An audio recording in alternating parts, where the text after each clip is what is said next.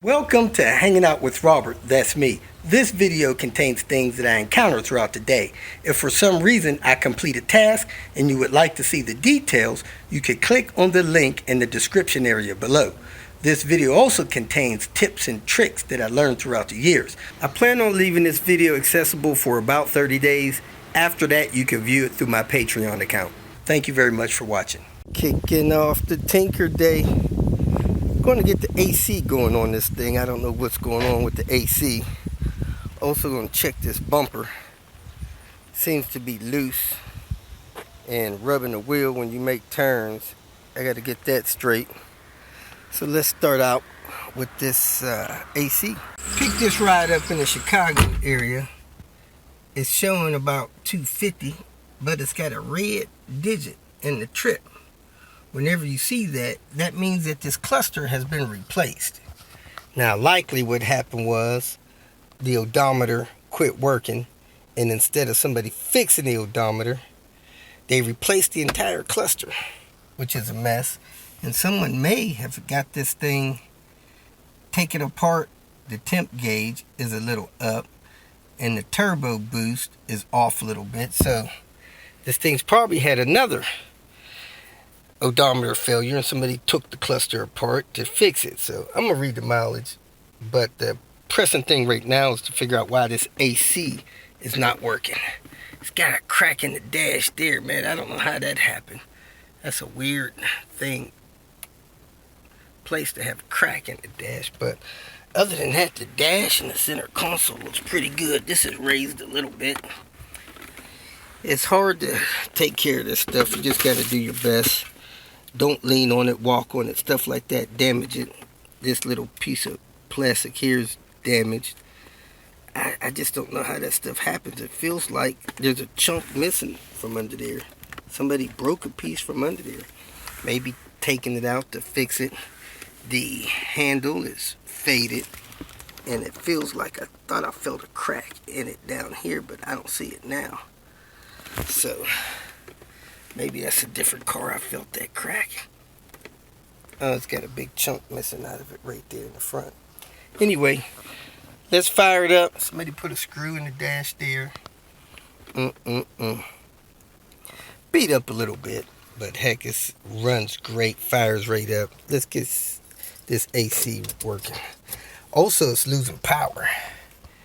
The temp gauge is not working sometimes, and every time I start it, it resets the cluster trip and clock. So the cluster is losing power. See, it fired right up, and now the cluster's got power. So we got to figure out what's going on with that. So let me take my AC self-charge stuff, try to charge it, and see if that gets this thing working. I don't think I need an adapter with this new charging thing. See what kind of can I have here. It's looks like a self-sealing can, maybe not. Compatible with both sealed and self-sealing cans. That's good, because I had to get an adapter from my last one. Let's pop the hood, see what's going on. This climate controller is from a 94 model, which is not real good. I might swap in one that I got out of a 96 car, but let's see if we can get it working. I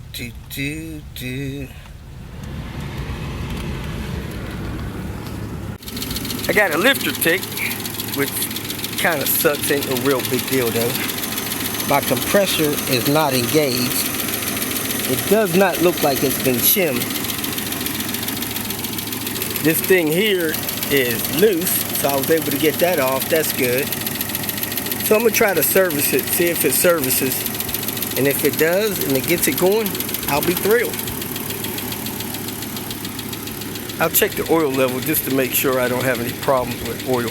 Dumped the whole can of the refrigerant in there, and it is blowing nice and cold. I suspect it's still a little low. Temperature gauge raised up a little bit, but it's not up where it needs to be. Vacuum is probably not down as far as it needs to be. Let's go ahead and do a walk around on this thing. I got it in auto, and I don't have no fan function. That's not good. The fan should be running on auto. Not sure what's going on there. Could be because it's the wrong climate control assembly. That's off.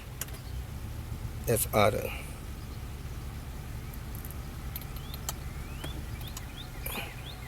I just don't seem to have any fan function in auto.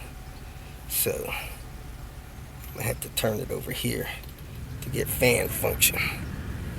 But it's blowing nice and cold. Let's do a walk around, see some other stuff that's going on. Headliner's getting loose there. Little bit loose in the back, but it's not. Oh, there it is. It's bad right there. So it needs a headliner. Somebody put a mic check in there. Mic check 1 2 1 2. Again, the dash has a screw in it. Hinges must be busted. Dash pad starting to lift up. Let's go outside, look under the hood. This pin is not attached to anything, locked or unlocked. It's in the same position. So that's messed up. We got a power issue with the cluster. Every time I cut the car off, it resets the clock. I'm gonna put it to accessory, see what happens. And the clock went out in accessory, so that may be a problem. Hopefully it's not an ignition switch problem, but man, that would be better than having a cluster problem. See, when I turn it to run, the clock ain't even showing. There it goes, it's resetting the whole cluster. That's not good. Let's see if we can check the miles on it with the OBD1 port. With the car off, I cut the fan on and I got a whiff of coolant. So I need to check, see if it has an old heater cord or a new one. That would be an issue. I see a little crack right there on that fuel hose. That'll need to be replaced. This mount here is destroyed. That mount there is destroyed. Anytime that metal is touching that mount bracket, you know that mount is out. These struts seem to be in okay shape. The strut mounts are not torn out, which is good. Let's check the mileage on here. Oh man, I'm not getting the light. There we go. It's hard to press this. Whenever you have a issue like that and it's hard to press, it's probably need to be cleaned up. It's doing a self-check, running through the error codes. So the official mileage count on the current cluster is 258014. So we'll compare that to what the cluster currently has and come up with the mileage on this cluster. Now these clusters normally start having issues around 80,000 miles. So this car probably has 80,000 miles more than that. And this is 247380. So let's run the numbers just to get the error on the cluster. Plus, it has whatever miles the vehicle had before this cluster was replaced. So that's where we're at on cluster mileage. Now it looked like this glove box door got jammed closed one time because somebody put a little hole there that they used to trip the latch to get this door open. So we'll leave this like it is for now. But at least we got the AC working. And I don't have a low oil pressure light here, or an engine check lights and the service light. Look like somebody pulled the service light bulb. I don't know if that low oil pressure should be on or not right now. Maybe that's not working. I'll check it on my other car. Another immediate problem I have is that mirror is falling off. Let's go finish the walk around outside. Car has brand new tires on it, and it has T5 wheels from a 98 T5 car. Like I said, I'm not sure what's going on with this bumper. It looks like the structure of the bumper is damaged a little bit, but I need to get it to where it's not rubbing the tires while the car is being driven. Let me restow this. These little lower eyelids are a different color, and this hood, I can't tell what color it used to be. Maybe a blue, and the insulation is eaten away. The hood latch is broken, part of it's missing. Somebody rattle can the hood.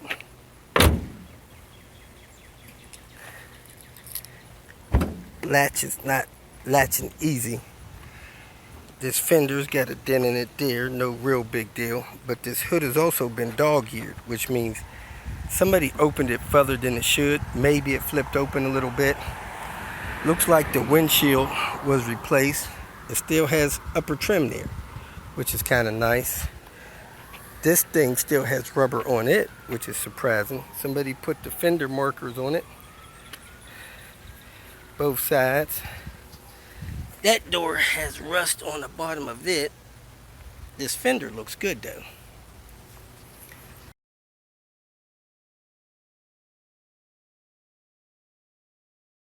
This still has the rubber on it as well. Sunroof is not rusted away. That's good. Little bit of rust there, which is very common for these cars. Has the original fuel door, fuel cap. The leash somebody put on there, it's busted. Now this trunk is raised for some reason. Not sure why. Raised on this side, down on that side. Still has its T-5R emblems. It's got a replaced tailpipe tip, which is no big deal. Antenna's missing, and it has an aftermarket radio installed. Looks like somebody done some painting, maybe minor body work here. Parking brake cable looks busted over there. This door has a hole rotted through it. I got a replacement door for that. And this trim piece here has rust in it, this window molding. This one here doesn't appear to have any rust in it. Little trim piece missing off the back of there. Overall, car doesn't look real bad. It's a runner though. Fires right up and runs like a champ. So I need to get this bumper situated so that it's not rubbing this tire. Let me get it up in the driveway to do that. See how far it is away from the tire there? You got at least 1.5 inches there. And over on this side, you barely got a 1/2 inch there. So something's not attached somewhere. I need to figure that out. Looks like something weird is going on in there where that attaches. My guess is this valance of the top bumper portion is messed up, but let's get it up to the driveway and check it out. I just applied the parking brake. Felt like they worked. Seat's got a tear in it there. And it's got the R steering wheel instead of the T-5R steering wheel. No big deal. Bunch of stuff in the back I need to get replaced. Let me get something to lay on, get under this bumper and see what I could do to secure it better. Not 100% sure what it's going to take to get this bumper here moved forward. I don't like it rubbing this nice tire. Gotta figure something out next day or two, but one, it's low. Picking it up would get it away from it a little bit. Secondly, there's several screws missing out of the lower front edge of it. That may make it bow a little bit in the right direction. But there's something going on up here.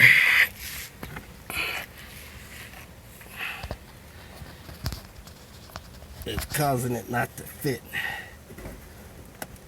right tight up and forward. So need to figure something out. Get this thing where it's not touching my tire. And I need to get a screw back in there. This flap in here keeps coming loose. I might have to pull this tire to get this right over here. So let me try that. I put that in there yesterday and that's already come loose, and I put a nut up there and that nut's missing. So this bumper is about a 1/2 inch back, and I pull this light out and it looks like this is cracked and busted.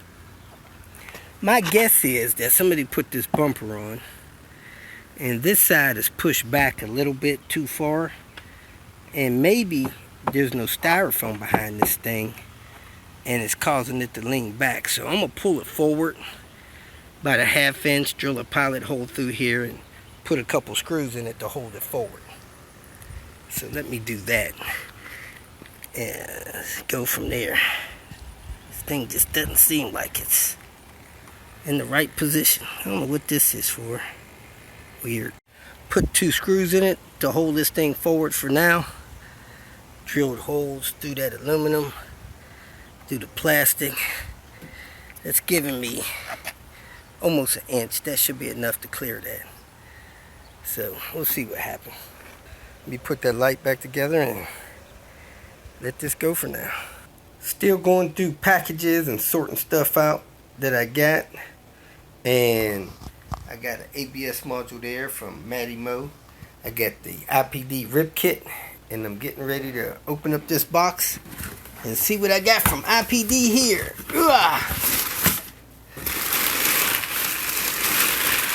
Uh-oh, looks like I got a bunch of goodies here. Starting out with the 302 brake upgrade brackets. Let's go through this box real quick and see what all I got for lemonade. This box here has a set of the rear Nevamat springs for the 850s. Volvo boy. I got a 8-crate grill, firewall mount. I got a cargo area storage organizer little pouch from iPd. I got a couple of sets of parking brake, and I got the lower radiator hose. Oh, door check strap. Remember, I gotta fix all of those on that lemonade. So I got parts ready for lemonade when it gets here. If you feel that this information was useful, please like it and share it with your social media friends. You can subscribe to my channel so that you will get notifications of future videos that I post. You can follow me on Twitter, and if you need to contact me directly, please visit my website. And if you have any questions, leave them below, and someone or myself will reply to them. Again, thank you very much for watching.